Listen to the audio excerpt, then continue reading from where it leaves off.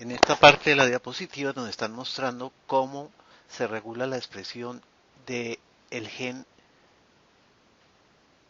FOS5, que codifica para una fosfatasa que lo que hace es liberar fosfatos cuando las levaduras están en unos ambientes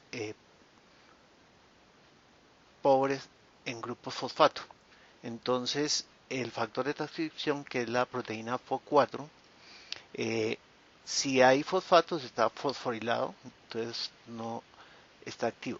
Si no hay fosfatos, se desfosforila y es translocada al núcleo.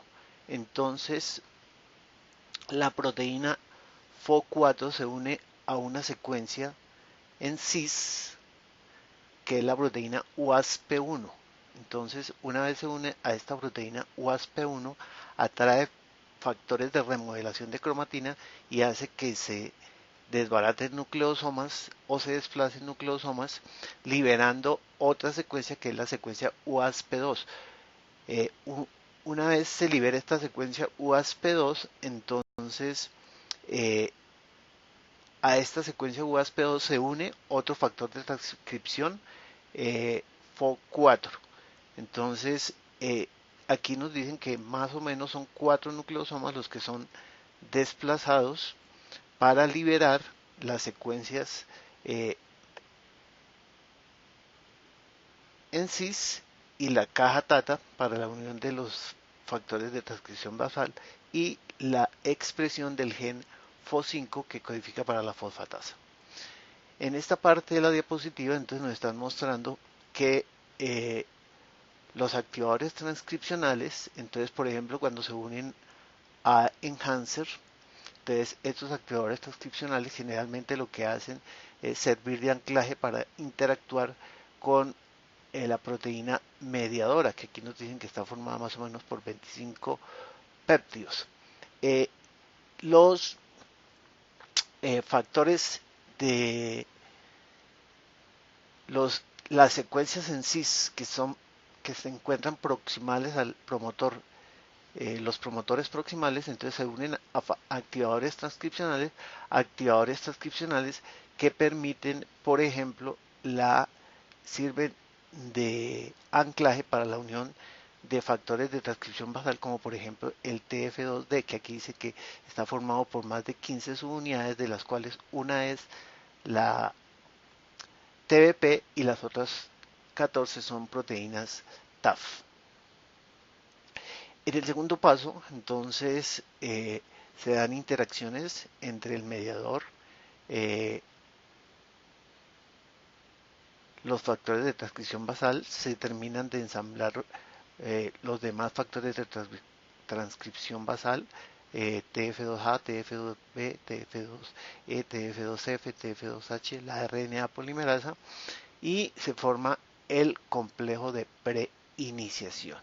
Y una vez la RNA polimerasa inicia la síntesis, entonces eh, muchos de estos factores se quedan unidos al promotor, lo cual facilita, hace más fácil reiniciar nuevos procesos de transcripción de este mismo gen.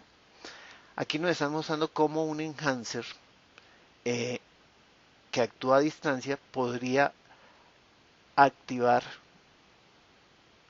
o aumentar la expresión de dos genes, gen B y el gen A. Entonces, para evitar que este enhancer, por ejemplo, esté actuando sobre diferentes genes, hay unas secuencias que actúan en cis, que son los aisladores. A estas secuencias aisladores se unen proteínas inhibidoras transcripcionales y estas proteínas inhibidoras transcripcionales evitan que las proteínas que se unen a los enhancers y los enhancers tengan efecto, por ejemplo, en este caso, sobre la expresión del gen A. En levaduras, entonces, en un mecanismo parecido a las bacterias, eh, si no hay suficiente glucosa en el medio, entonces, pero hay galactosa, entonces se hace necesario expresar los genes que codifiquen para las enzimas que nos permiten convertir esta galactosa en glucosa 6-fosfato y que entre a la glicólisis. Si no hay galactosa, pues no sería necesario que se expresaran estas proteínas. Entonces, las dos, entonces hay un gen que es el GAL2 que codifica para un transportador de galactosa, hay un gen GAL1 que codifica para una galactoquinasa, hay una gen GAL7 que codifica para una galactotransferasa, hay un gen GAL10 que codifica para la UDP galactosa epimerasa. Entonces, las dos que son fundamentalmente reguladas son la expresión de los genes GAL10 que codifica para la epimerasa y el gen GAL1 que codifica para la galactoquinasa. Entonces, dentro de esos dos genes que están orientados invertidamente, hay una serie de secuencias en cis a las cuales se une un factor de transcripción. Ese factor de transcripción es el activador GAL4. Entonces, a cada una de estas secuencias se puede unir un dímero. Aquí solamente hay una de estas secuencias y se está uniendo un dímero. Cuando no hay galactosa, entonces el GAL4 se puede unir a las secuencias WAS, pero como no hay galactosa, la proteína GAL80 se une a GAL4, se une a su dominio de activación y evita que GAL4 active la transcripción, porque no hay galactosa. Pero si hay galactosa, entonces la galactosa se une a la proteína GAL3.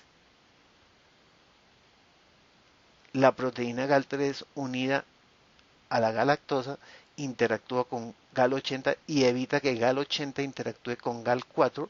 Por lo tanto, la proteína GAL4 es liberada y ahora sí puede inducir la expresión de los genes GAL10 y de los genes GAL1 para que se sinteticen la epimerasa y la galactoquinasa para que la galactosa pueda ser convertida en glucosa 6-fosfato.